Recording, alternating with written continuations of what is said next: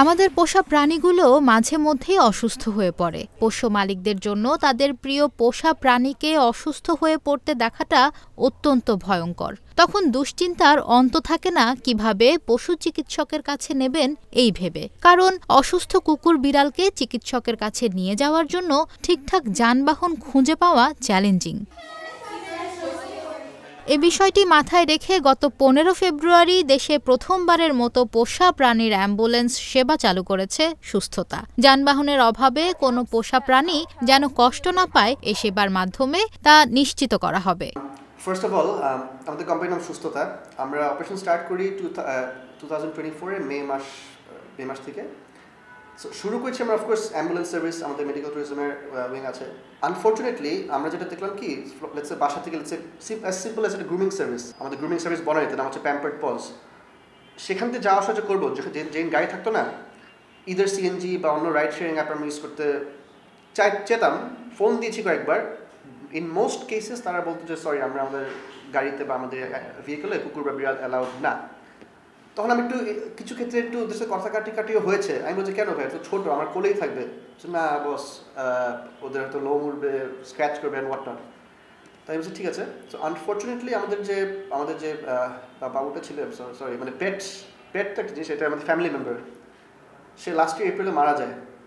তো আমি চিন্তা করলাম যে ওর জন্য তো এই জীবনে কিছু করতে পারলাম না, আনফর্চুনেট যদিও পেয়েছি করেছি, অন্য কুকুর বিড়ালে যাতে এই ট্রান্সপোর্টেশনের কারণে যাতে না সাফার করে। বিকজ আমাদের পেটদের জন্য ওয়েলফেয়ার প্রোভাইডার্স অনেকে আছে, বা সরি হেলথ কেয়ার প্রোভাইডার্স আছে, ভেটস আছে, আপনার অ্যানিমাল সার্ভিস ক্লিনিক্স আছে, অন্যান্য প্রফেশনালরা আছে।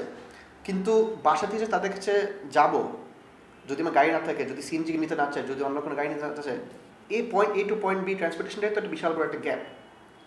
সো আমরা ডিরেক্টলি তাদেরকে ই করতে পারলে অ্যাটলিস্ট তাদেরকে আমরা কানেক্ট করে দিলাম যে ফাইন, অ্যাটলিস্ট ক্লিনিক পর্যন্ত পৌঁছতে পারবে বা যেখানে যাওয়ার জন্য পৌঁছতে পারবে। সো ওইটাই হলো one of the main reasons শুরু করার। এই উদ্যোগটি পোষ্যপ্রেমীদের মধ্যে ব্যাপক প্রশংসিত হচ্ছে, কারণ এটি তাদের পোষ্যদের প্রতি ভালোবাসা ও যত্নের নতুন এক দৃষ্টিভঙ্গি আনছে। আমরা ফাইনালি যখন আমরা একটা রেসপন্স যখন ভালো পেলাম, আমরা কিছু ফ্রেন্ডস অ্যান্ড ফ্যামিলির সাথে কথা বলেছি, অনেক মার্কেট রিসার্চ করে অনেকের কাছে দেখলাম যে এটা বিশাল বড় একটা issue.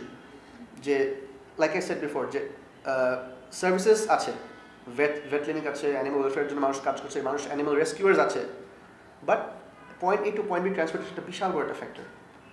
So let's say 3 to 4 মাস ধরে করেছি। আমি আলহামদুলিল্লাহ গত পরশুদিন আমরা ওয়ার্ল্ড ওয়াইড নেশন ওয়াইড নিউজটা শেয়ার করলাম। আমি পার্সোনালি জানতাম যে রেসপন্স ভালো হবে, বিকজ অ্যানিমাল ওয়েলফেয়ার নিয়ে অনেক মানুষ কাজ করছে, এবং এটা খুব বিশাল বড় একটা গ্যাপ যেটা ফিল আপ করার চেষ্টা করছি। আমি জানতাম ভালো হবে, কিন্তু আমি এক্সপেক্ট করিনি যে এত ভালো হবে। এই অ্যাম্বুলেন্স সেবা দেশের বিভিন্ন স্থানে পাওয়া যাবে এবং সাধারণ অ্যাম্বুলেন্স সেবার মতোই সাশ্রয়ী মূল্যে প্রদান করা হবে। এক্সট্রা কোনো খরচ করতে হবে না। নর্মাল অ্যাম্বুলেন্সের যে ফেয়ার অনেকটা এরকমই হবে পেট অ্যাম্বুলেন্সের ফেয়ার। এটার জন্য আলাদা করে যে এক্সট্রা চার্জ দিতে হবে পেটের জন্য, এরকম কোনো চার্জ নেই। আমাদের যে পেট অ্যাম্বুলেন্সগুলো থাকবে এটা অনেক পেট ফ্রেন্ডলি থাকবে, বা পেট অ্যাম্বুলেন্সের সাথে যারা জড়িত থাকবে এরা এই লোকগুলো অনেক পেট ফ্রেন্ডলি হবে। এটার জন্য আলাদা করে কোনো এক্সট্রা চার্জ দিতে হবে না, নন রেগুলার অ্যাম্বুলেন্সের খরচের মতোই হবে। এটা অনেকটা কিলোমিটারের উপর, ডিস্টেন্সের উপর ডিপেন্ড করে। সুস্থতার সেবা সম্পর্কে মেজবাউল আমিন জানান, শুধু ঢাকা শহর না, সারা বাংলাদেশকে আমরা ছোট ছোট জোনে ভাগ করেছি। প্রত্যেকটা জোনে অ্যাম্বুলেন্স প্রোভাইডার থাকে।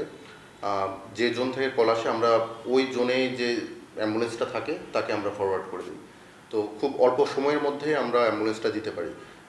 স্বাভাবিক অনেক সময় জ্যামের কারণে একটু এদিক সেদিক হয়ে যায়, এটা স্বাভাবিক, বাট আমরা চেষ্টা করি উইদিন 30 মিনিটস আমরা সার্ভিসটা কমপ্লিট করতে।